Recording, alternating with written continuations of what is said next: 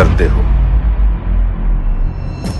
तुम्हारे भ्रष्टाचार की जांच हो तो किलस जाते हो तुम।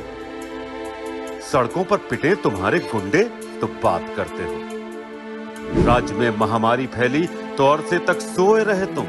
जब सरकार ने सफल रोकथाम की तो बात करते हो। यूपी में निर्दोषों को मारते रहे हत्यारे, पर चुप रहे तुम। अब जब छलनी हुए उन कातिलों के सीने तो बात करते हो।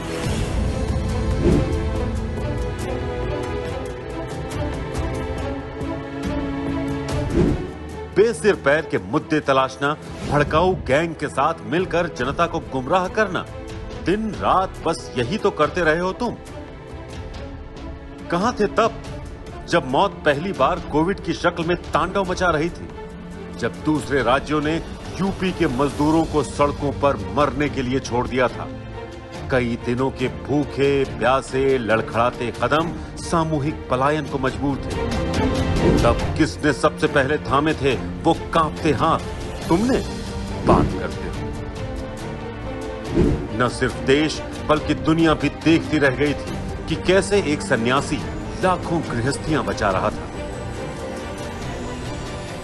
प्रवीण जी, आपको और आपके पूरे परिवार को आज 1000 रुपए दिए जा रहे हैं। इसके लिए आपको बधाई दे रहा हूं और विश्वास करता हूं कि आप योजनाओं के साथ इसी प्रकार से जुड़ेंगे और मेहनत के साथ राष्ट्र निर्माण के इस अभियान के साथ जुड़ेंगे। कोटा में जब कोरोना के पाश में फंस गए थे भविष्य बनाने गए हजारों नौनिहाल, तो कौन था जो किसी अभिभावक की तरह वहां उनके साथ खड़ा था?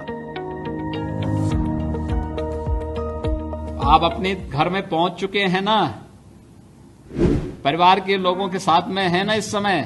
हाथ पर हाथ धरे बैठे थे तमाम राज्य, मगर वो बसों में भर भर कर अपनों को उनके गांव, उनके घरों तक ले जा रहा था।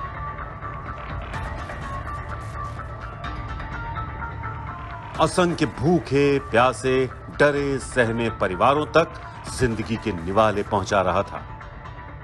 और तुम बच्चों को घर पहुंचाने का खर्चा मांगने वाले, तुम पूछोगे उससे सवाल?